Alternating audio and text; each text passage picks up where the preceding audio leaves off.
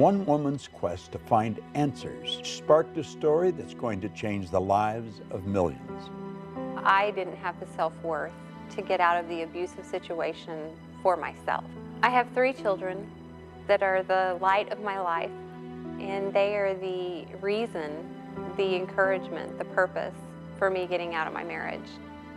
Holly Walker finds herself in a devastating situation.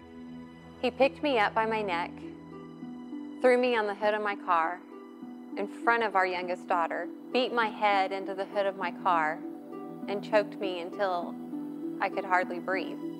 Betrayed by the people who were supposed to love her, struggling just to get back on her feet, having to fight a court battle to get custody of her 3 young children. During this process, there were days that were extremely hard, that I really second-guessed and questioned, what have I done? And I decided that I was going to turn my life around.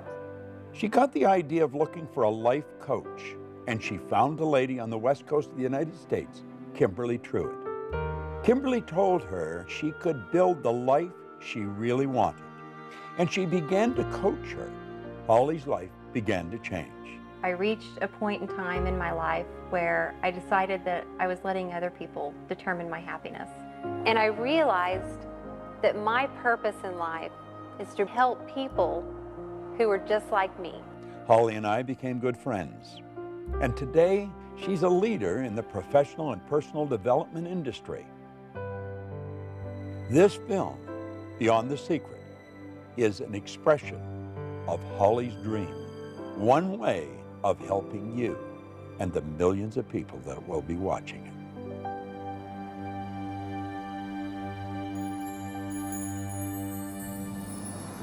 You know, the story that I've just shared with you of Holly Walker is a true story.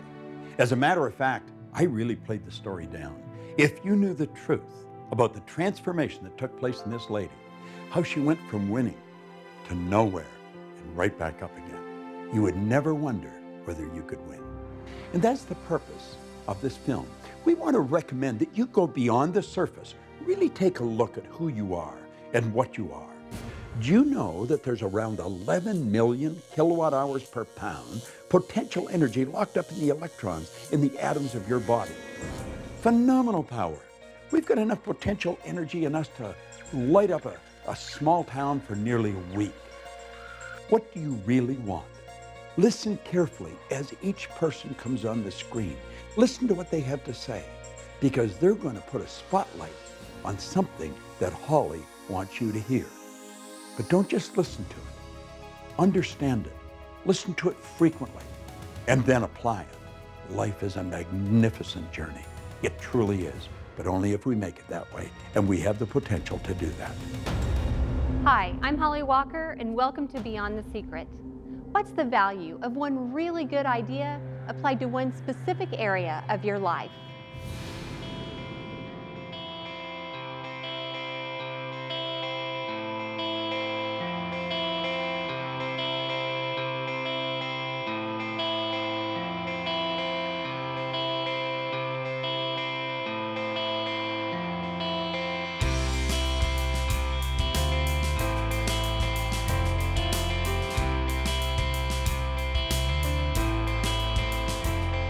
If you consider that every building in every city across our world has its ancestry in human thought, leading scientists and specific principles from the field of quantum mechanics are confirming what spiritual teachers have been telling us for centuries. This isn't just wishful thinking. It is a practical application for success in life. And the key that unlocks it is human intention.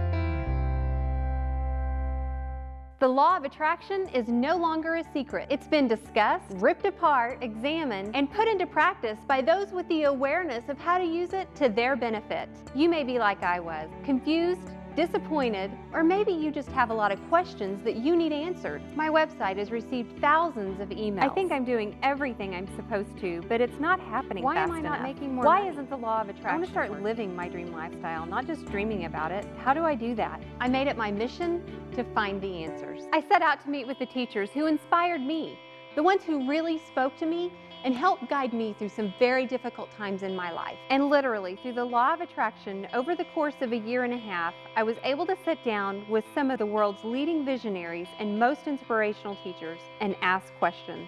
The wisdom that they share in this film is invaluable, and you can use it starting today to change your life. I have heard time and time again, and you've probably heard this yourself, that the law of attraction doesn't work. That's like saying the law of gravity doesn't work. The law of attraction is always working, just as the law of gravity is. Gravity keeps you sitting on a chair and you're not bouncing off a ceiling. But if you use it wrong and walk off a building, you're toast. Well, it's the same with the law of attraction. The law of attraction, though, is a secondary law. The law of vibration is the primary law, and the vibration you're in dictates what you're going to attract. When you're in the vibration of having ideas, everything that's in harmony with having that experience will start to be attracted to you. Like energy attracts like energy. If you're not in a good vibration, you're going to attract stuff you don't want. But the law of attraction's always working. It's a matter of understanding it and bringing our mind and body, our whole being, into the right vibration so that we attract what we want. So if you think you're using the law of attraction, but you're not creating the results you want, it's sort of like taking a lamp to an electric plug. So if I'm carrying a lamp and I'm heading over to an electric plug, and I plug that lamp in, and I don't get any light, I don't get down on my knees and beg the law of electricity to please, dear law of electricity. I've thought about the law of electricity, I've done everything I know, how to be in harmony with the law of electricity, but I'm not getting any electricity, so please help me get electricity. We would never do that. We would think something's out of whack here. Either the wiring in the walls is incorrect, the cord is got a short in it, or the light bulb needs to get changed. And we would know that we need to do something to bring ourselves in harmony with the law of electricity. And it's not different with the law of attraction. So what we're thinking about manifests many times in our daily lives, but sometimes people think that a thought is an actual thing, like what I'm thinking about right now, instead of where I'm thinking from. Where I'm thinking from.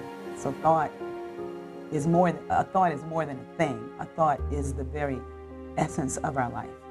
Now, just because we don't understand that doesn't mean that you should reject it. You want to go beyond that and start to understand how your mind works, the relationship of the mind to the body, and then you'll start to see why you're getting what you're getting and how to change it if you don't like it. You've probably been taught or learned that thoughts become things. And they do become things. They become our belief system. They become our identity, our self-worth.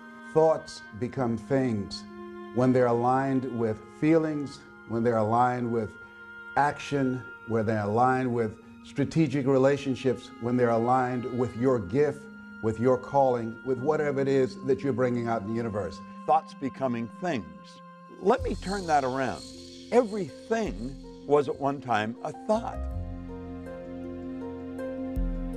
Everything that's not green or water has been shaped by the imagination of the human mind.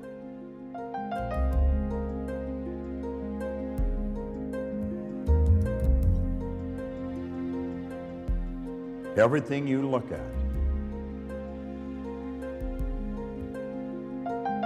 is created twice. Thinking is the highest function that we're capable of. And when we think, we take thoughts and we join those thoughts together and we create ideas. And by holding the idea in our mind and getting emotionally involved, it causes us to move into action. And it also sets up an attraction. And it's the action, the attraction that alters the conditions, circumstance, and environment in our life. It's not enough to be talking about your dream, thinking about your dream, praying and hoping for your dream. You really do need to take action.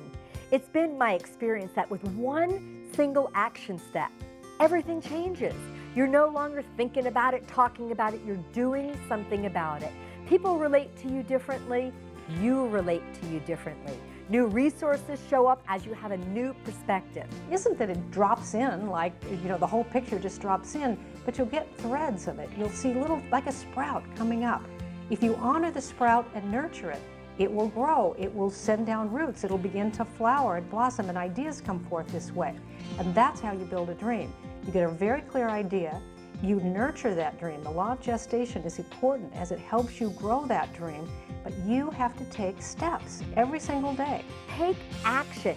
Create what I call a wow within 1 week. What's the step that you're going to take to demonstrate you're more committed to your dream than to any doubt, fear, or reality that might get in your way? It's in acting on your dream that it truly becomes real. A baby step in the direction of your dream, in the direction of what you want to create. The law of the universe will work just fine.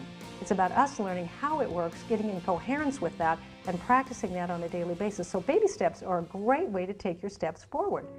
Baby steps will take you all the way up Mount Everest, by the way, if you just keep taking them. And oftentimes, the change takes place first inside before it's expressed outside. If you're taking action and you don't see the result, be aware that it's coming. And in fact, if you do build your awareness around and start looking for little examples, little results that actually are coming your way, I think you'll find that they're already there. What I've realized is when I was relying on just blind faith, whenever I would meet with this condition or circumstance that I didn't know how to go through, oftentimes I stepped backwards into safety. It's really faith based on understanding how we operate that allows us to move confidently through that terror barrier and into that area of unknown outside of our comfort zone. It takes 5 years to become a plumber. It takes 5 years to become a mechanic. I'm not quite sure how long it takes to become a medical doctor, but I would imagine a few more than that. Well, we can't watch a 70-minute DVD and like that understand what makes life tick. We've got to make a decision that we're going to study something about ourselves. It takes a different kind of process to grow the bamboo tree. You plant the seed and you water and you cultivate the soil for 5 years.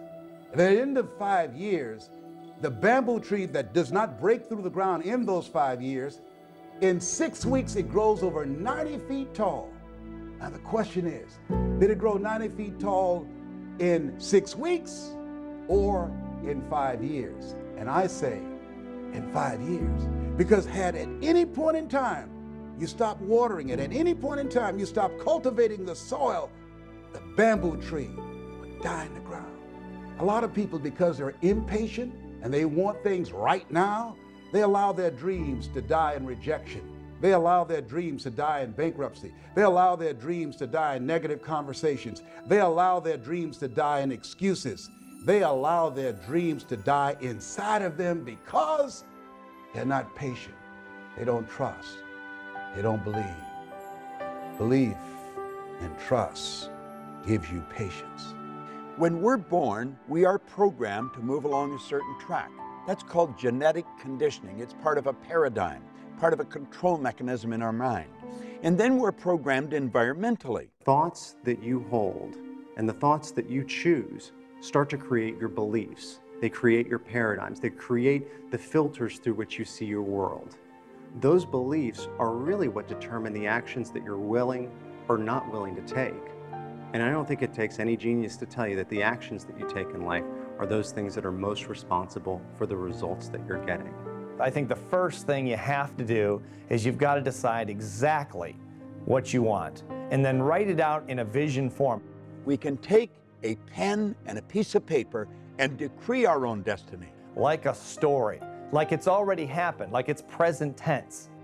Now, if we don't do that, and unfortunately not that many people do, then it's predetermined.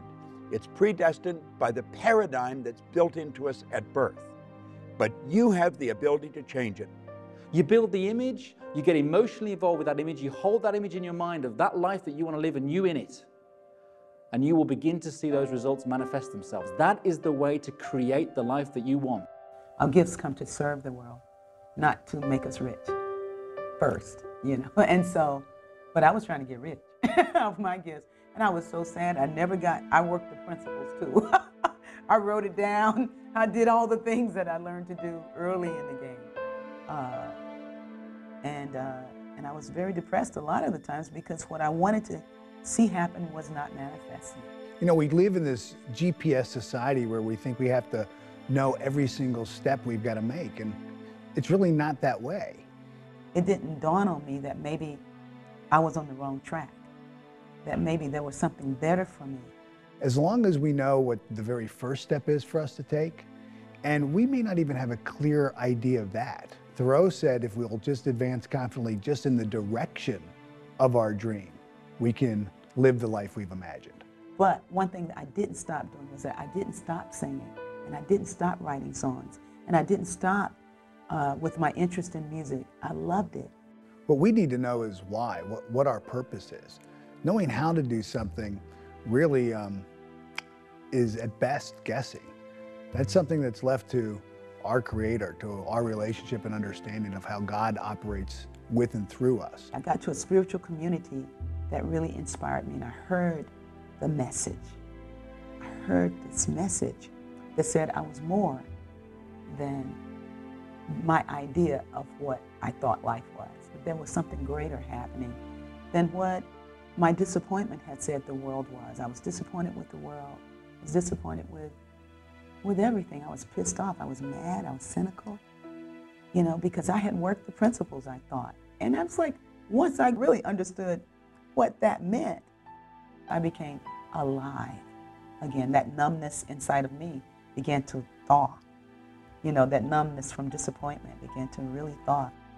God never meant for me to be Lionel Richie. Lionel Richie, like Oprah said, Lionel Richie was taken.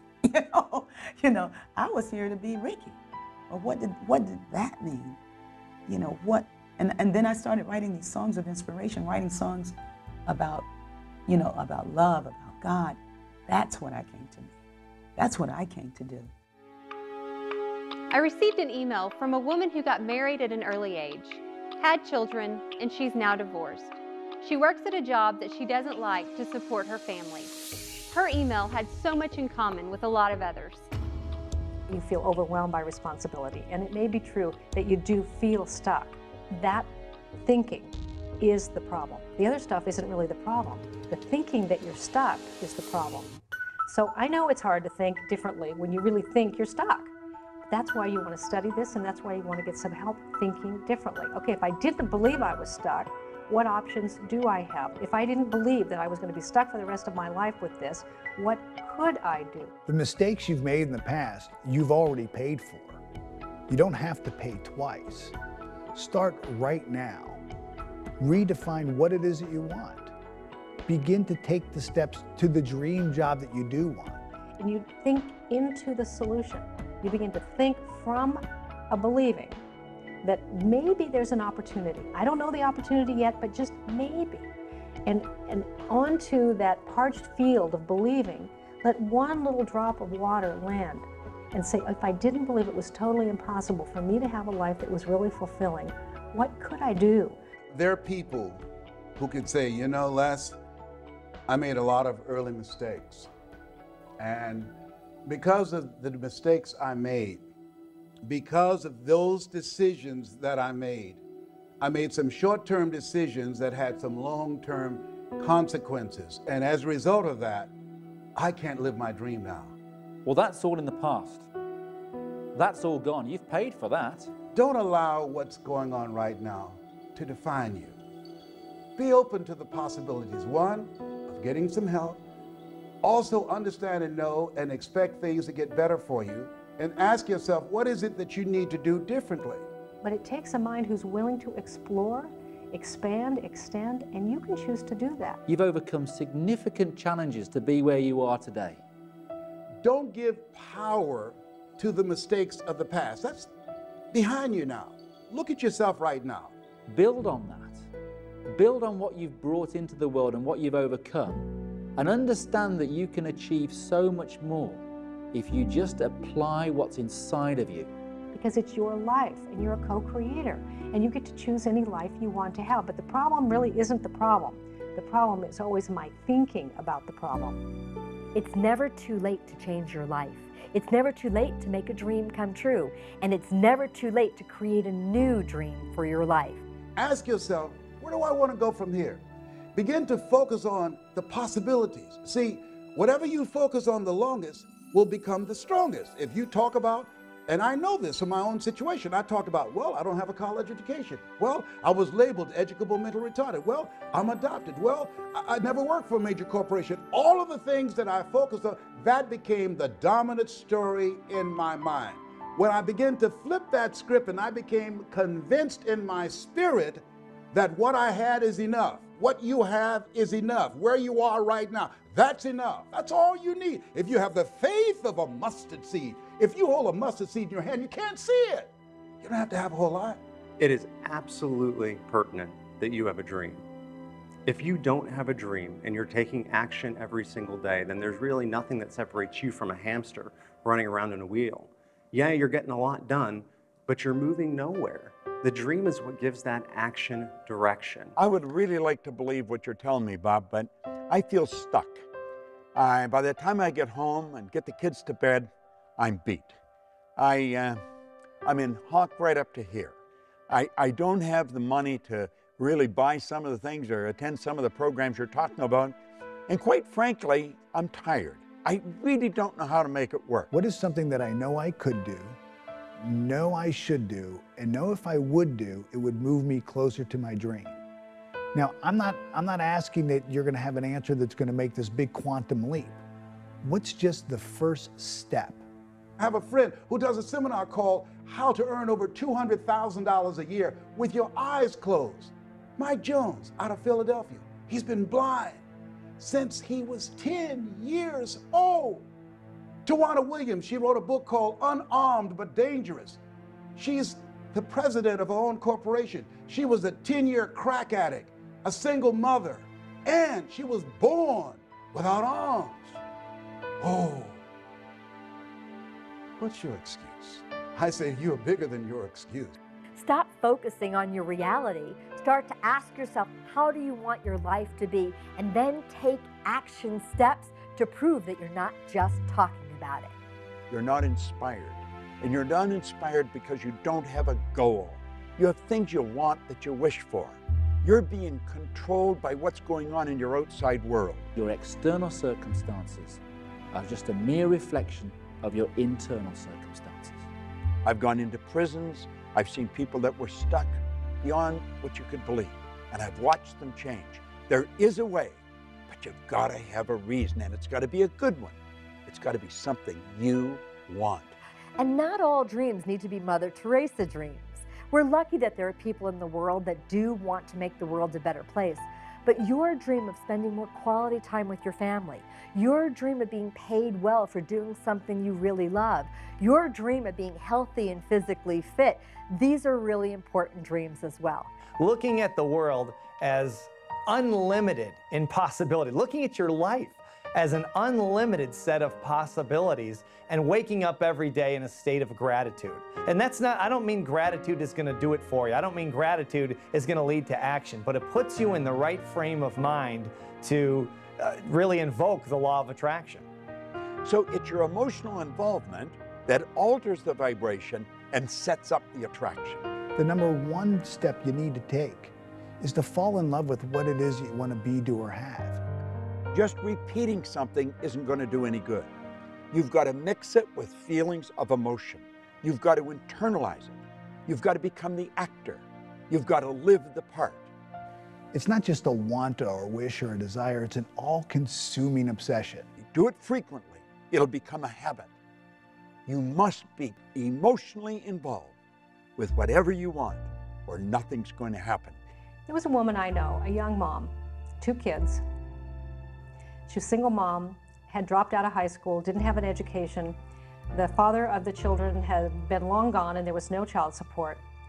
So she was working 2 jobs. She worked at a local fast food restaurant and she took in laundry and alterations at night to earn enough money to support herself and her 2 kids. She lived in a very small 1-bedroom apartment and it was $500 a month for the rent, and it was all she could do to just squeak by. And then she heard about these ideas, and she thought, well, if I had a dream, what would my dream be? And at that point, she thought, I would love to have like a place we could live that would have 3 bedrooms where we'd each have our own room. But how would I do that? I mean, she was barely getting by on being able to earn enough to pay the $500 a month. So you need to build a very clear image on the screen of your mind, in your consciousness, of you in the role, in the life that you want to live. Only then are you in a position to be able to plant things in the home, such as vision boards or bullet points or reminders anywhere that might be on the dashboard, on the bathroom mirror, on the fridge, that prompt that image onto the screen of your mind. Write out what you want to accomplish over the next 6 months. Not 6 years or 60 years, 6 months. And make it very clear. And what you write, if I read it, I want to be able to see the same picture that you see. That what she really wanted was a small place with a fenced backyard, so her son, who was 7, had longed for a dog, could have his own dog. There would be a fireplace so that they would be warm in the winter. And she described the kitchen when she wanted a window over the sink, because she was so tired of doing dishes and looking at a blank wall.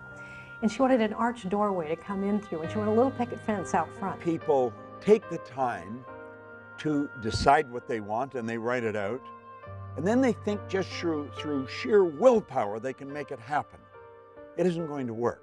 That's like a fly trying to fly through the glass in the window pane. It's going to die on the windowsill. One of my favorite quotes comes from General Schwarzkopf. He says that in times of war I find plans utterly useless, but planning to be priceless. Really, what would you do if you just didn't believe it was impossible?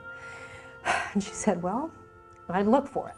If that's exactly what you do if you didn't believe it was impossible. Go look for it. And she said, well, I found exactly what I'm looking for, but I don't feel any better. I actually feel worse. I found this little house. It needs a lot of work. It's got hardwood floors need to be refinished, and the cupboards need to be redone. But there's a window over the sink. There's a little fireplace. There's no grass in the backyard. But there are 3 little bedrooms, and the picket fence needs. And she said, but now I just feel worse. And they said, but if you didn't believe it was impossible. And she said, I don't know how this works.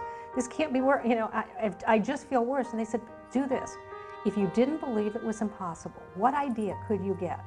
What if time and money were not issues? What if you had the support of the people around you? She says, well, you know, they want $900 for this. That's like twice almost of what I've been paying. I can't do this. I said, but if you didn't believe it was impossible?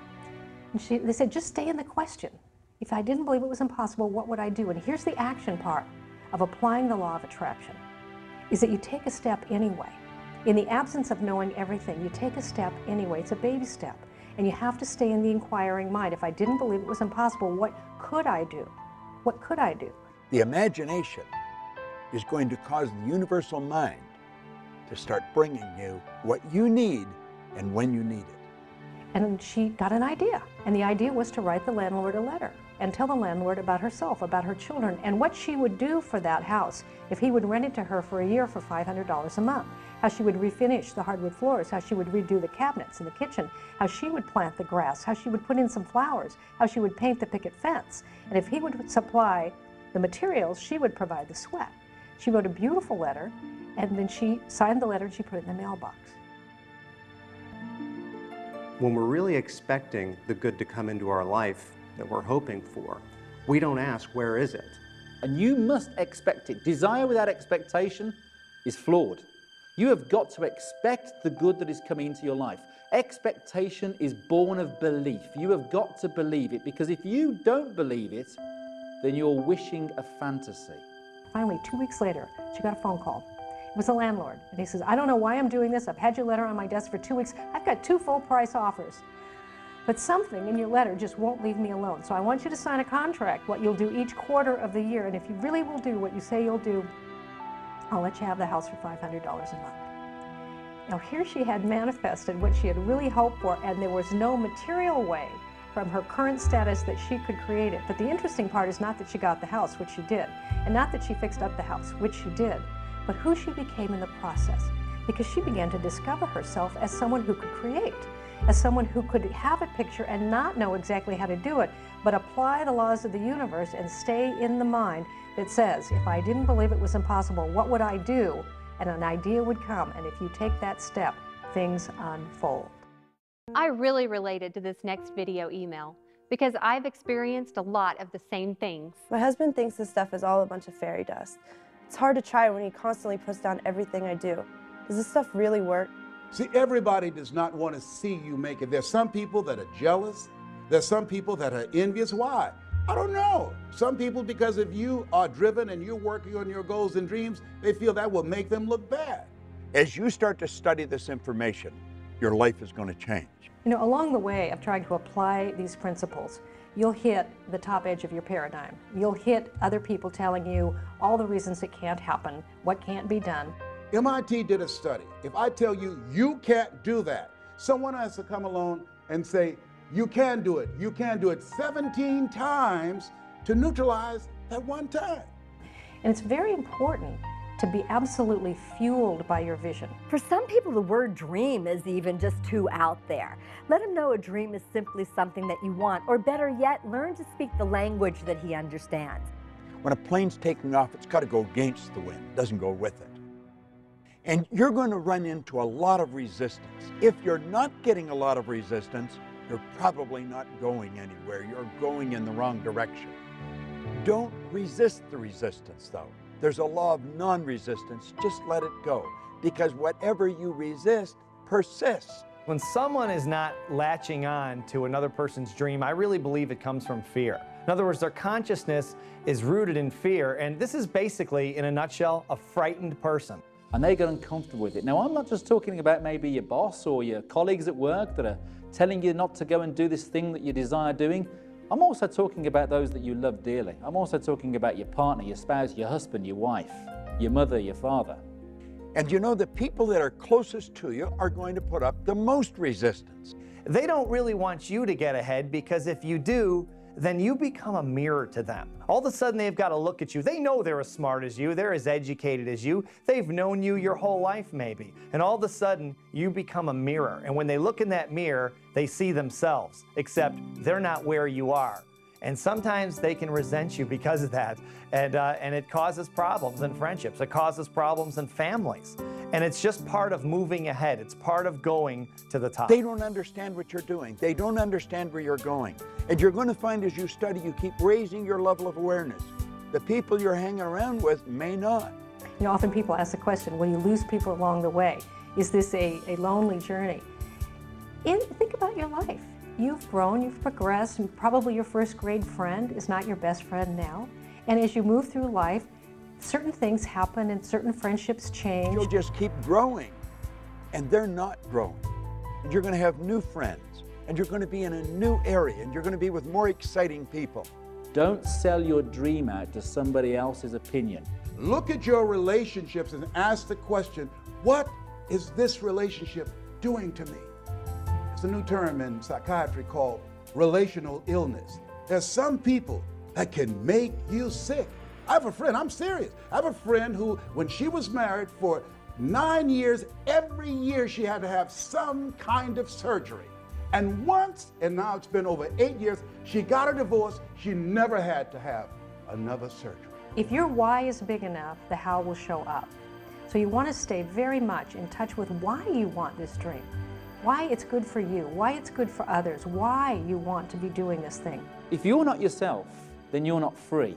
You shouldn't be the person that your wife wants you to be, your husband wants you to be. You've got to be you. And by being you, you will be the wife that you want to be, the husband that you want to be, the employee you want to be, or the boss that you want to be. Because if someone else raises their eyebrow and says, really, you think you're going to do that in this economy? You think you're going to do that with your education? You think you're going to do that? It can be difficult to stay fueled up in your passion. They don't understand what you're doing. They are in the comfort zone. And they think you're crazy stepping out and betting on yourself, giving up that good job, moving to that other city. Give it time. Let him see you taking action. Let him see your success. By changing ourselves, showing up more fully, living with integrity, people start to take us more seriously. Well, Les, can I change him? No. It's a full-time job changing yourself. I wouldn't try to change your husband. What I would do is I would do what you can totally 100% control, and that's your actions. 9 out of 10 people will die rather than change. That's how difficult change is. So you can't change people. Change yourself. You know, often it's the people that are the closest to us that might have the hardest time believing for us. He doesn't think you can do it, not because you don't have the talent, but just because it's not within the parameters of his belief system. So some of the closest people to you will not be able to see your potential. They will not be able to see your spirit. They will not be able to see what you're really made of. They see their snapshot picture of you and actually have an investment in you staying as you are because they're used to you this way.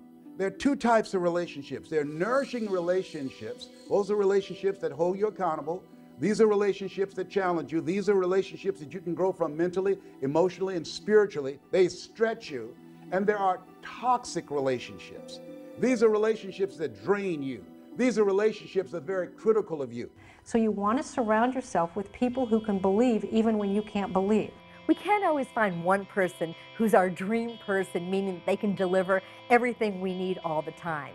So it's great to have friends that you can turn to who are advocates, or dream team members who, no matter what you say, they're going to look in your eyes and say, I believe in you. I know you can do it. Because for any one of us, it's difficult to see the picture when you're in the frame. So you want someone else who can see the whole picture and help remind you yourself. Yeah, sometimes when you're going for your vision, your dream, people will say, oh, you're just materialistic, man. Why don't you just be satisfied? All you care about is money and things and that type of thing. You're going to hear that. There's no question about it. At some point, you're going to hear that. Get rid of the small talk. Get into some big talk. Stretch your mind.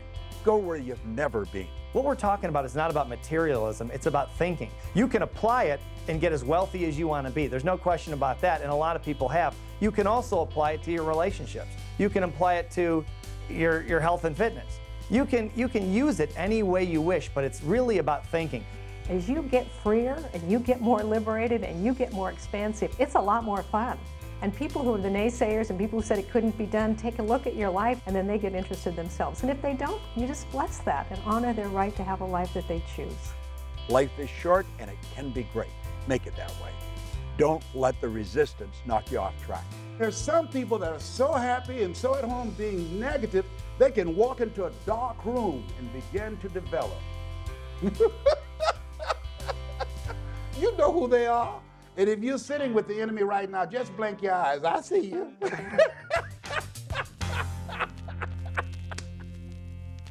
This video email is from Laura, and she is like so many of us. She doesn't like change. I hate change. I'm not happy with my life, but making huge changes seems way out there, and I don't want to end up being laughed at if I fail. You know, if we'll be open to a new idea that maybe change can lead us to the growth that we really want in our lives, to a completely new who we are, a redefinition of our purpose in life, a full realization of our potential, then maybe change doesn't become this thing that we have to struggle with or wrestle with. Most people live their lives completely at the whims of the circumstances around them. It's easy to get comfortable in a life that isn't really that comfortable because we're used to it. Get out of the comfort zone. You know, if you're comfortable where you are, you're in a bad spot. You know, I was very corporately conditioned. I was programmed to go into work every day, to earn the salary check, and the thought of not having that salary check, the thought of not having that company car, the thought of moving out and doing my own thing scared me witless. It kept me in that place for 4 years beyond when I should have gone. Don't settle for comfort. Life is too short. It can be a phenomenal trip. Don't give yourself permission to continue to be where you are. Give yourself permission to grow. Give yourself permission to reinvent yourself. Give yourself permission to take your life to the next level. When people say to me, I'm scared, I know where they are. Because you see, we're controlled by our conditioning. We're controlled by our paradigms. And they will keep us gripped because they don't like change. Status quo is their business. Being comfortable is not a good place to be.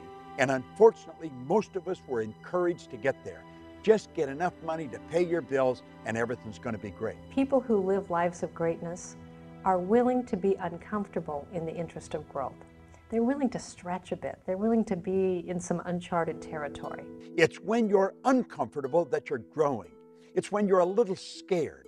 You're excited and scared at the same time. And that feeling at the conscious level is worry. At the subconscious level is fear, and in your body is anxiety. Now understand what this message is from your mind. Your body is just an instrument of your mind. This is your mind's way of telling you that you are about to grow. It's when you're going after something, you have no idea how you're going to get there, but you've got to know you're going to get there. It is not your mind's way of telling you that you cannot achieve what it is that you're about to do. You have infinite potential. Step out and bet on yourself and keep going until you reach a point of discomfort. Then you know you're growing. A 100,000-mile journey begins with the first step. You take that one step, you'll find that the next step will become clear to you. And then the next step. And before you know it, things will have changed like that. Now, if that's not something that you like or want to do, then you get to have the life you want. And you can stay stuck as long as you want. It's your life. But ultimately, if you notice, you might get really tired of feeling hemmed in, closed down, shut in to a life that is very repetitive. Some people live 90 years, some people live 1 year 90 times. The beautiful thing about being who we are is we have the ability to make choices. J. Martin Coe, in a little book called Your Greatest Power, said that is your greatest power. It's the power to choose. Every day I wake up, I make up my mind, today's going to be a great day. And you know something? It is. If you learned to walk, you had some disappointment. You saw a toy across the room, you wanted to go get it. You stood up and you fell down, and you stood up and you fell down, and you stood up and you fell down, and you never once, when you fell down, went, that's it, I'm just not meant to be a walker. No baby does that. But as adults, we get older and we start thinking we're smarter than that. So we fall down in love and go, that's it, I guess I'm not meant to have love. I don't want to be disappointed and hurt again. We fall down in money. We say, oh, I guess it's not for me to have abundance. It's not about that. It's about a willingness to have some stretch goals. And you are going to fall down and you are going to have some disappointment. But it's okay if along the way, what you're recognizing is you're part of something that is much bigger than a little bit of disappointment or having your dream come true exactly when you thought it should. You're living a life. If you look at the most successful people that have ever lived, the ones alive today or the ones in the past, failure was a part of their journey. And you're living in what Hildegard de Bingen in the 13th century called the best life there is. And she said each one of us must learn to live on the green growing edges of our own becoming. You're here to do what you love to do. And then it's more than just following your bliss. It's really, really doing the thing that you love to do and learning how to do that well, not to think that, well, just because I can sing, I love to sing, well, let me go get a record deal. Let me go get a contract. Let me use the laws to manifest this. And it's like, well, no, let's learn to sing. And that's where aliveness is. So you get to choose how much life you're willing to live. We're here to serve our gifts to the world. That's why we got them. That's why we got the things that we love to do. I mean, it's an indication of what it is you came to do. In your day-to-day activities, what really has meaning for you? And that'll be 75% of your purpose, of what you're passionate about. The other 25% can be calibrated by those around you that know you well. Ask them what it is that you're good at. Ask them what it is that they love about you, what you do at your best. Correlating both of those will be your purpose. I've always loved music. And so my vocation revolves around music. It always has. I mean, I've always loved doing that. I've met so many people who just really didn't know. They don't know what they came to do. I'm thinking like, well, you just came to express your creativity. Now, what is it that you feel good about being creative? I mean, how do you like to express yourself? What is the way you like to do that? And somewhere along your line of interest lies the thing that you came to do. And then the people who would be served by what it is that you love to do. You watch most people, it looks like life was a practice run. They sort of tiptoeing through life, hoping they make it safely to death. But imagine, if you will, being on your deathbed and standing around your bed, the ghost of the dreams, the ideas, the abilities, the gifts given to you by life, and that you, for whatever reason, you never pursued those dreams. You never used those gifts. You never acted on those ideas. You never used those abilities. And there they are standing around your bed, looking at you with large, angry eyes, saying, we came to you, and only you could have given us life. And now we must die with you forever. When a person is numb, they're so cut off from their own happiness, from their interior happiness. It's very difficult to know who you are when you're in that place. And that's when you need a spiritual healing. That's when you need something to shift inside. That's when you need to be still so that you can discover what it is that wants to speak to you, that wants to speak through you. The wealthiest place on the planet is the cemetery. There you find potential never manifested. There you'll find books never written. There you'll find music never played. There you'll find ideas and businesses never given birth. It's your life, and you get to choose. But I'll tell you this, there is way more joy and way more fun and way more aliveness if you're willing even to explore a little bit. And you don't have to take giant steps of change. You can take baby steps of change. Just be willing to explore a little bit. And what will happen is your change muscles will start getting stronger. And you'll start to have a little more appreciation for the value of little changes because they produce great results over time. You're stronger than you can ever begin to imagine. You and everyone watching this can do it. You've got something special. You've got greatness in you. How about living your dream lifestyle instead of just dreaming about it? Let's throw this to America's dream coach, Marcia Weeder. The difference between a dream and a fantasy, like winning the lottery, is that in a dream you can design a strategy for getting there. A fantasy is wishing for something. So if you're not emotionally involved with an image or an outcome that you want, a result that you want in your life, then you're idly wishing. You've got a fantasy. A dream is something that you have that you are very emotionally involved with. Now this is absolutely essential. In winning the lottery, short of buying a lot of tickets and doing a lot of hoping, there's nothing that you can do to make it happen. Get pictures of where you want to go, put it on a vision board, and inundate your consciousness with these images, because the brain works in images. And so you want to think about this all the time. Get those images in front of you all the time, and then start taking steps toward the manifestation of your vision. This is one of those great opportunities to get creative. This is one of those great opportunities to say, this is a dream that I have. I have absolutely no idea how I'm going to do it. All the conditions and circumstances around me right now stink. I don't know how to do it. In my experience interviewing world-class performers in all kinds of different fields, what I found is they decide exactly what they want. They put a vision together, and then they share that vision of where they want to go with as many people as possible who can help them. It's funny that the shortcut step is to share your dreams, but the truth of it is, most of us don't want to.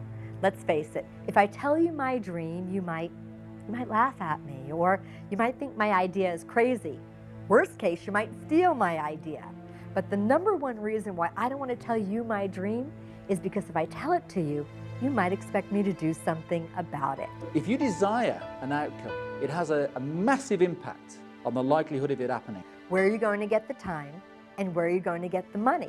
Get a support team to help you. A support team is really just a group of people that when you get down, when you get tired, when you get frustrated, they say, you can do it. I believe in you. Keep moving forward. You're on the right track.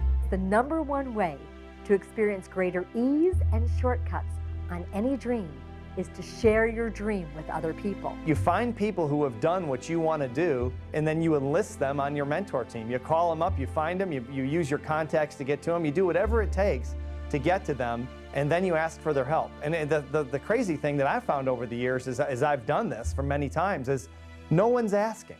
No one's asking these people, and more often than not, at least in my experience, they're willing to help. I think we ought to have a close group of associates that we can brainstorm with, we can mastermind with, and of like mind. And we know that they would do anything for us, and we'll do anything for them. The only reason that you're listening right now, feel me in your heart, because there's something in you that's demanding that you come up higher. And you've got to answer the call. But what if I fail? But what if everyone's right? But what if it really is a bad idea? But what if I don't have what it takes?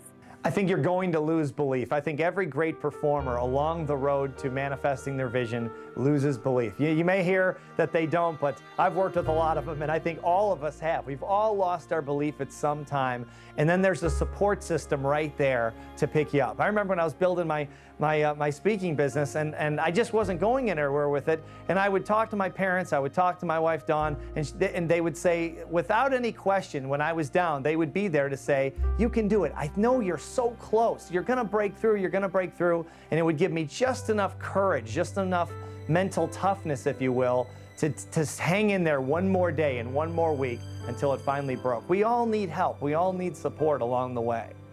Get up and get going. I've lost everything 2 or 3 times. Never slowed me down. 8 out of 10 millionaires have been financially bankrupt. So what? You can come back again. Willie Jolly, motivational speaker and author, said a setback is a setup for a comeback. You have comeback power. I found, and I think you're going to find the same thing, is that dreams are contagious. The secret here is to separate out what is your dream and what are your doubts and fears about it. The bottom line is, which one are you more committed to? Your dream or your doubt? Your dream or your fear or your reality? Prove that you're more committed to your dream by taking action. To become that person that you know in your heart of hearts that you have it within you. In the current economy, businesses are facing tough times. I've talked to business owners and individuals with small companies, and basically they all have the same question. My business is hurting. We're making cuts, laying people off. I feel like I've done about everything I can do. I know that, sometimes in a tough economy you make decisions that end up being more courageous than others, and maybe I should be more aggressive. I really am just looking for some direction. The nation's foreclosure crisis is centered in 4 states, but taxpayers across the country will feel the pain of bailing in America continues to spiral downward. The Dow Jones dropped another 300 points. Foreclosures reached an all-time high. Stock market plunged today. The Dow is tumbling once again. Just this week, information was released that 2.3 million American homeowners faced the loss of their homes last year. We are being inundated today with economic information, the likes of which probably most people alive have never heard before. You have been given the God-given ability to create your own economy. And that's what you want to start to do. Quit listening to all these terrible news broadcasts. Does that mean that the economy is not in bad shape? Doesn't mean that at all. But if you study history, it's when things are at their worst that they're actually at their best. That is one of the laws of the universe. It's called the law of polarity. You've got to train yourself to look for the good in it. Go back and study during the Great Depression of the 30s. Do you know there were people earning millions of dollars, businesses being built? Not everybody went out of business. Some people went into business. This is a phenomenal time. There's great problems. There's great solutions in every one. Study it. Bring your mind to bear on the good side of what you see. I think what you can do right now is be open-minded to a new idea. Understanding that the way that you've always done business may not be the way that you're always going to continue to do business. One of the great books, The True Believer, written by Eric Hoffer, he said that in times of change, it's the learners who inherit the earth.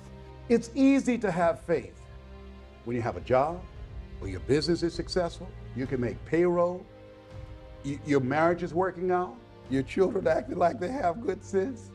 No one has looked at you and diagnosed you with a terminal illness. It's easy to have faith then. But the true test of faith is when life taps you on the shoulder. You've got to look to your beliefs about money. Like, what do you believe about money? Do you believe that money is a good thing? Is it a bad thing? Is it something that that you shouldn't want? Is it wrong to want money? I would study your beliefs, because your beliefs will dictate your behaviors. You don't necessarily get what it is that you want in life. You get what you believe you're capable of.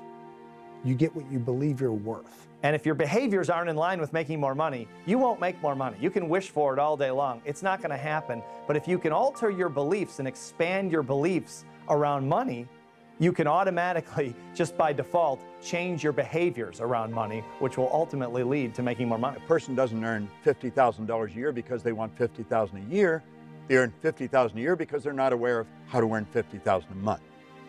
Stop and think of the things that you're aware of today that you weren't just a couple of years ago. Awareness is the most phenomenal thing.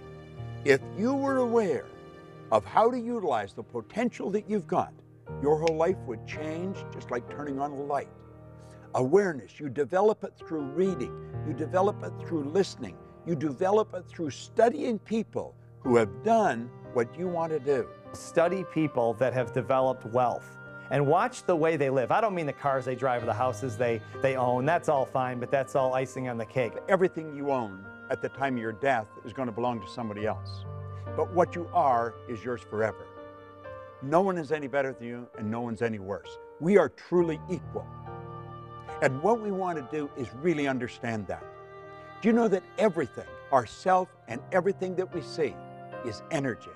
And it's in a source of vibration, pure and unadulterated spirit. There's an infinite amount of money. I don't mean there's an infinite amount of paper and gold. I don't mean that. I mean, making money is really unlimited because money really flows directly from ideas. When you begin to start thinking, get grounded within yourself and be still and start thinking and not allow yourself to make decisions from your fears.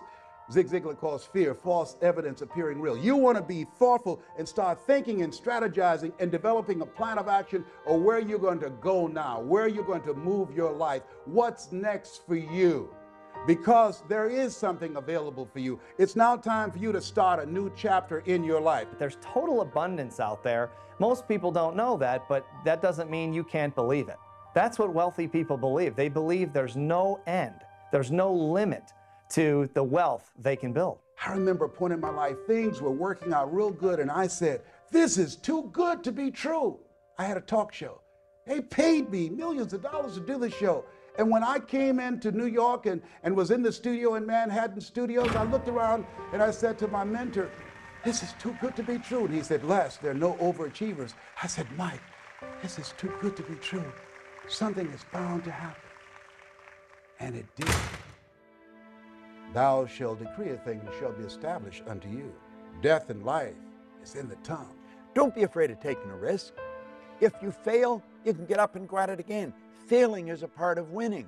One of my favorite studies is on The Spirit of Opulence, written by Thomas Troward. He said that when we're drawing from the infinite, we never be afraid of taking more than our share. I just love that.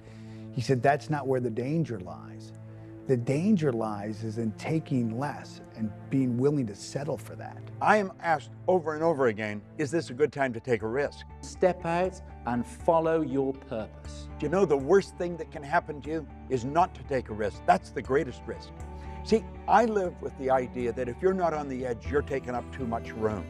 We've got to step out of the life we're in if we ever want to get to the one we're going for. You know, a lot of people talking about waiting for their ship to come in.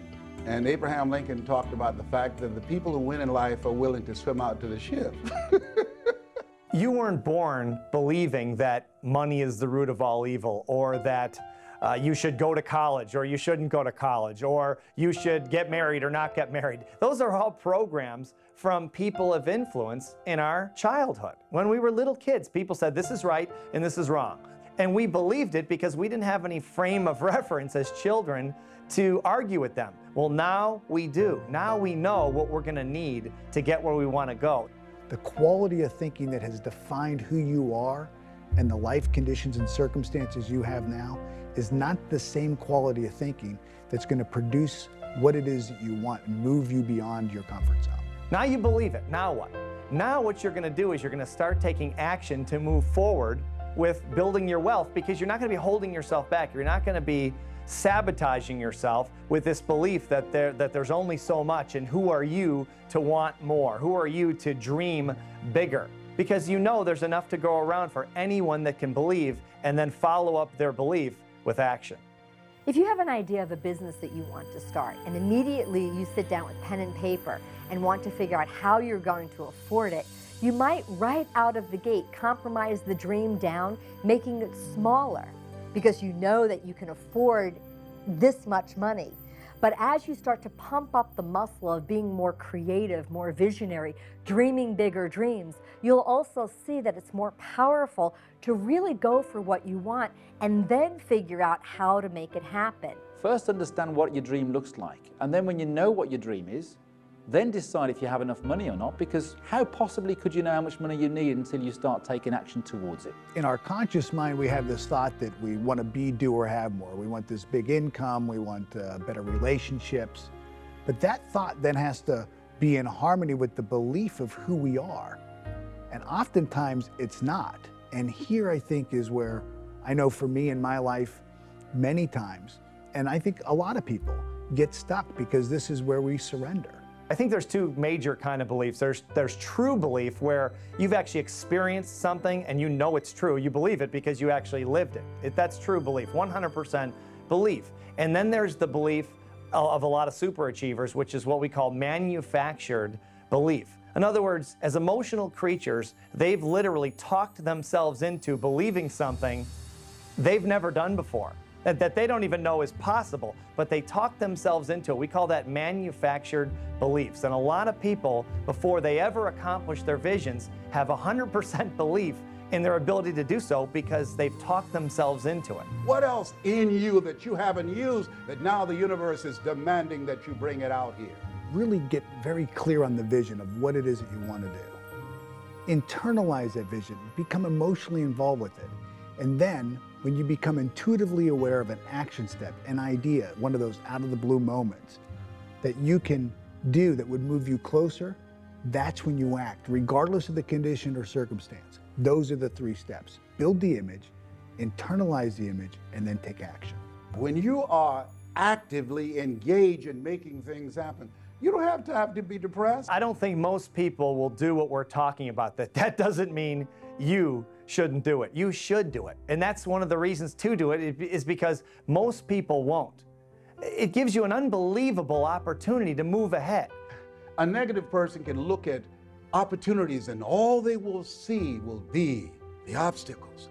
But a positive person, the person who has an optimistic view of life, they can look at the obstacles and all they will see will be the opportunities. And everyone could do it, but chances are they won't because of all that lack and limitation programming. Years, and if someone is 30 years old, chances are they have 30 years of lack and limitation programming. That's a lot to overcome. So most people probably won't do it, but you can do it. All you have to do is take the steps now. Take the steps starting today. Forget the past. It's over. Most people don't realize the 40-40 plan is gone. This is the era of the 3 C's: accelerated change, overwhelming complexity, and tremendous competition. The 40-hour-a-week doing the same thing for 40 years, that day is gone. That was a domestic economy. This is a global economy. You will have, if you're just getting into the job market, at least 5 careers before you're 65. This is a time you want to be creative. This is the age of what Ralph Waldo Emerson calls the age of self-reliance. You want to be creative. What are the various things that you can do that you're not doing right now? Today, as Robert Schuller would say, you either expand or you are expendable. Be creative. Start thinking, what is it I can use my talents and abilities for? I think if you'll start to focus on how you can rather than why you can't, you're going to find that not only is your business going to grow, but the people in your business are going to grow. Your success or failure in life is directly related to the quality and the quantity of the service that you provide. And as you're looking at yourself, whatever area you decide to get into, just make up your mind. You're going to be creative and relentless and disciplined and innovative, and that you're going to provide more service than you get paid for. You and hundreds of thousands of other people find themselves in a very similar position. One thing we do know is that change is inevitable. The way that we've always done things isn't always going to work in the future. What are your assets? What are your gifts? What are your talents? What are the things that you can do right now where you are with what you have? Chances are the conditions and circumstances for you right now are not conducive to you making this big change in your life. You have to find the yes people in your life. You have to find the yes conditions. You have to find the yes circumstances. You want to be connected with like-minded and like-hearted people, people who you trust and believe in, people who are moving in the direction of their dreams, people that can inspire you and that you can inspire them, people who can help you to open some doors that you don't see right now, people that can help you go to the next level. You want to be connected with people that are on the way rather than in the way. When you've got enough money, you can do what you want, when you want, with whom you want, for as long as you want, and you don't really ever have to be responsible to anyone else. You're never beholden to anyone else unless you want to be, unless you choose to be. It gives you the ultimate freedom, which is the freedom of choice. If you're going through hell, don't stop. Keep moving. In Napoleon Hill's book, Think and Grow Rich, he brought out a very, very important point. He said that an educated person is not necessarily a person with an abundance of general or specialized knowledge. He said an educated person is a person who has so developed the faculties of their mind that they can acquire anything they want or its equivalent without violating the rights of others. Our education system is nothing more than a system that memorizes data. I don't know many people in the world that find Pythagoras particularly useful in their day-to-day activities. So we come out of an education system without ever asking ourselves quality questions, the kind of questions that people need to live a fulfilled life. You have a conscious mind and you have a subconscious mind. Your conscious mind can originate ideas, it can accept ideas, and it can reject ideas. Most of us have been programmed and conditioned our entire lives to gather information in this part of our mind using our physical senses. And it's through gathering this information that we then begin to form ideas. Now, your subconscious mind, unlike the conscious mind, has no ability to reject. Whatever you give to it, it'll accept it. It does not know big from small. It doesn't know good from bad. Everything just is. It accepts whatever you give to it as real. This vibration begins to move our bodies into a certain form of action. We begin to produce actions. We begin to feel a certain way, act a certain way, behave a certain way. We have intuition, we have perception, the will, the imagination, reason, and memory. And these are all perfect. They have to be exercised like the body. You exercise the mind, it too will become strong. Intuition gives you the ability to pick up vibration. Unfortunately, most people will use it wrongly. In their conscious mind, they will choose what it is that they want. They will become emotionally involved. They'll impress this idea upon their subconscious mind. And while they're just driving down the road, an idea just boop, pops right into their mind, out of the blue. And this idea will be in harmony with what it is that they've asked for. It'll be in harmony with the goal that they've set. And the first thing they do is they say, "Are you sure? You know, is this the right idea or is this the wrong idea? Should I do this or should I do that? Is this good or bad?" What you don't like, reject it. And what you do like, accept it. You've been given the ability to think. It's the highest function that you're capable of. When we get this intuitive idea, when this sixth sense, when this hunch comes in, you don't want to ask, is this right or wrong, or good or bad, should I or shouldn't I? Because that's a limiting question, and the answer is yes to both of those. There's reasons probably why you should, and there's reasons why you probably shouldn't.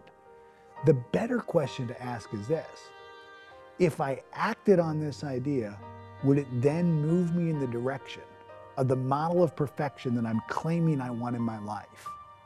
And if it will, you've got to move.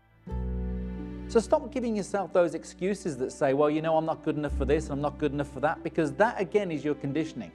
That's rubbish. You can achieve whatever it is that you want to achieve in the same way that Bill Gates has done it, in the same way that Richard Branson has done it, or in the same way that anybody that you get inspired by has done it. Understand that you have exactly the same faculties, the ability to choose and shape your environment accordingly. Tune into that power, and you will create an extraordinary life. Well, I believe that we're all radiant lights of God. You are a radiant light of God. I'm a radiant light of God. And if you don't want to use the word God, we are radiant lights. We're energy. We're pure energy. So we're always radiating something. We're radiating something, and I would choose to be one who radiated love. And I feel like when I'm radiating that, the universe corresponds to its own nature. So I'm radiating this beautiful essence that is love, and I find love. You define your purpose by first taking a look at your life, the things that you're doing for work and the things that you're doing for fun, and say, what do I really get excited about? What really gives me that psychic income, that feeling that I'm doing better? That kind of feeling is telling you, it's feedback from the spiritual core of you, who you are inside. That's telling you your purpose. And you will find that there is magic in this. As the image and the feeling tone get in coherence, it's like laser, and things really begin to shift fast. I know today's going to be a great day. There are no problems, there's only lessons. Everything that happens is to teach us something, to move us ahead to the next phase of our eternal journey. This isn't a fantasy world we're talking about. This is the real world. This is something you can do. People with less talent, less intelligence, less education have done this. Find out what you love and then dedicate your life to it. If you at all believe in the law of attraction, you know that you've attracted this film into your life at this very moment in your life. You're not here by accident. I'm not sitting here talking to you by accident. I encourage you now to live your life, to live into your full potential, to recognize the greatness within you, and to begin to express it. The world is waiting for you. You have something special. You've got greatness within you. Answer the call. It's time.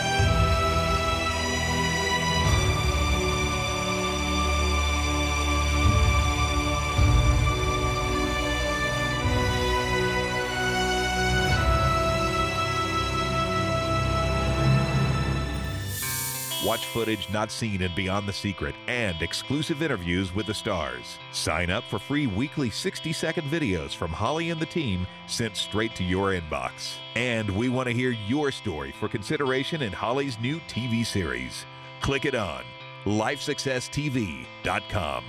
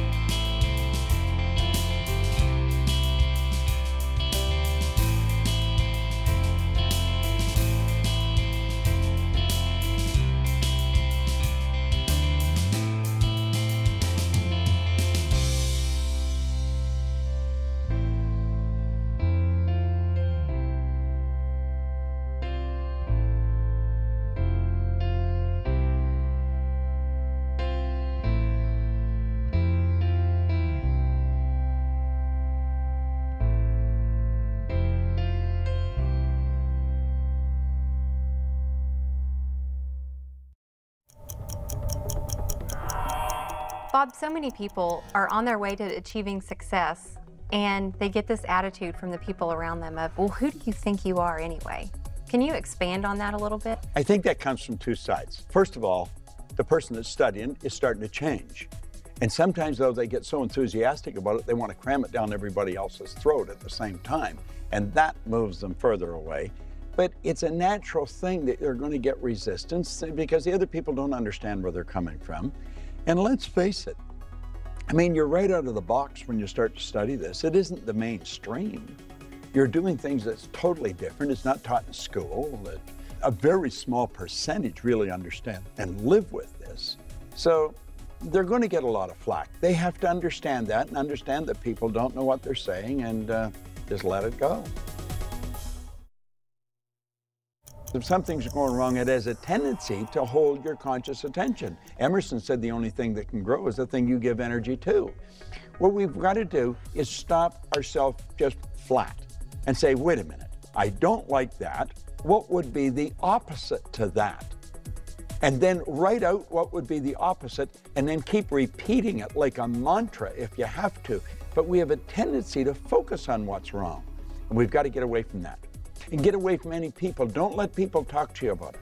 One of the things that you taught me, Bob, that has been huge in my life is that force negates. Can you talk a little bit about that? It's a beautiful thing to learn because we have a tendency to want to do that. If something won't work, we're going to jam it. It won't. Force negates. Let is the key word. We let things happen.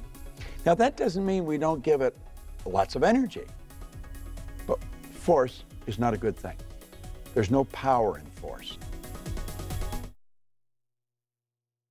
I think they get into abusive relationships because they attract them, and it's low self-esteem on their part. And when they understand that, they probably stop it. I think most abuse, it's a man's problem. It's not a woman's problem, more often than not. And I think if a man sees another man being abusive verbally or otherwise, he should let him know that that just isn't going to fly. You know, you're not going to put up with it, and put a stop to it. But the person stays in. People do the thing they fear the least. They're probably more afraid of being alone than they are of being in the bad relationship. But if a person starts to develop their own self-confidence, the abusive relationships will go their way.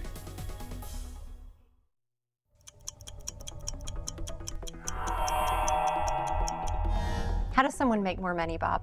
If people want to earn a lot of money, they've got to understand they have to have multiple sources of income.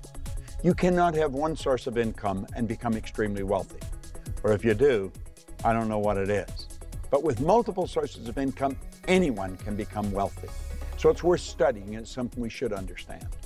Now, when we talk about multiple sources of income, we're not talking about multiple jobs. That's what I thought it meant first, and I had 5 jobs passed out in the street. No. A source of income is where you provide service and you receive a reward. Working happens to be the worst way to earn money. We shouldn't work for money. We should be working for satisfaction, something that's meaningful. You provide service to earn money. And of course, if you want to really learn how to do it, study it and it'll happen. Find somebody that's doing it. I'm doing it. I help people study it. You can do what the most successful people do in terms of financial success, and they look at the profit centers. They look at what makes the most money in the shortest amount of time. I mean, I'll give you an example. One of the best pieces of advice I ever got was from a gentleman that owns a $300 million real estate empire, and he said to me, I said, how do you run such a big company? Because I've just never had that many employees, but I've never had that kind of success either. How do you do that? And he said, it's real simple, Steve. I come into the office every day and I ask myself one question. What makes me money the fastest? And then I do that. And then the second question is, what makes me money the second fastest? And then I do that thing. And then third and fourth and fifth and so on. And he says, and that's how I built the $300 million company from scratch. He said, most of my competitors are focused on all these peripheral things that really don't add to the bottom line. He says, I don't do that. I focus on the profit. That weight loss model, we're in problem-solving mode. There's something we want to get rid of, and as soon as, I might diet and exercise, and then as soon as the scale shows that I've lost a couple of pounds, I'm back on the brownies. So it's not an incredibly powerful way of living life. I do find that it's, I see people have better results when they're honest about where they are, we'll call that their reality, but more committed to the dream of where they want to go. Let's take the big dream, break it down into projects that you can easily accomplish in 1 month or less. It's a short enough period of time where you can stay passionate and excited, but a long enough time where you can see a result. If we don't see results, we're going to give up. One of my missions in life is to change the way that we think about and talk about our dreams. So instead of it being, gee, maybe someday, it's like, this is what I want and this is what I'm going to do to prove to myself and the world around me that I'm serious about it. I almost don't care what it is that you're doing, as long as you're doing something every day to make the dream happen.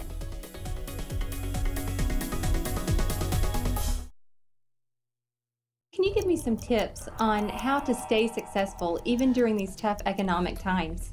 Especially in tough times, one of the keys to staying mentally tough is staying around people. Getting around people and maintaining friendships and business contacts of people who are more mentally tough than you are. And then just exposing your consciousness to that type of thinking. Most people aren't that mentally tough, so if you've got contacts, if you have associates, if you have friends, business partners who are mentally tough, and you get around that on a day-to-day basis, you'll see that there's very little attention paid to details that don't add to the bottom line. And so you try not to get distracted with things on the outside. A lot of people are distracted by things that people say, the economy, the stock market, all the different things going on around them. But the mentally tough stay focused. They keep their concentration right on exactly what it's going to take to get to the next level. And they don't let outside circumstances really impact their thinking.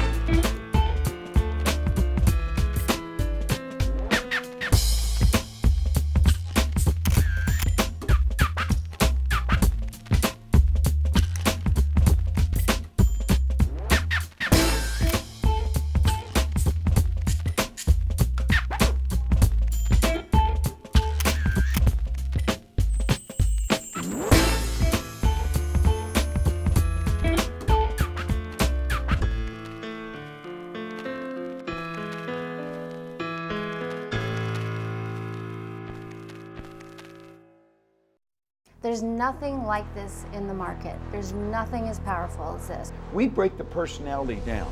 We show them how the mind functions. We show them the relationship of the mind to the results. There isn't another program in the market like this. This is powerful information. This program goes right to the primary cause of results. And in a market like this, we've got to get the people to pull together and bring the potential to the surface and increase productivity and lower costs. And that's exactly what this program will do. It teaches everyone who they are. And once they understand who they are as an individual, within a group, within a company, then they know how to bring more of themselves to the table and get the results they want. Changes their perception, changes their paradigm, changes the bottom line.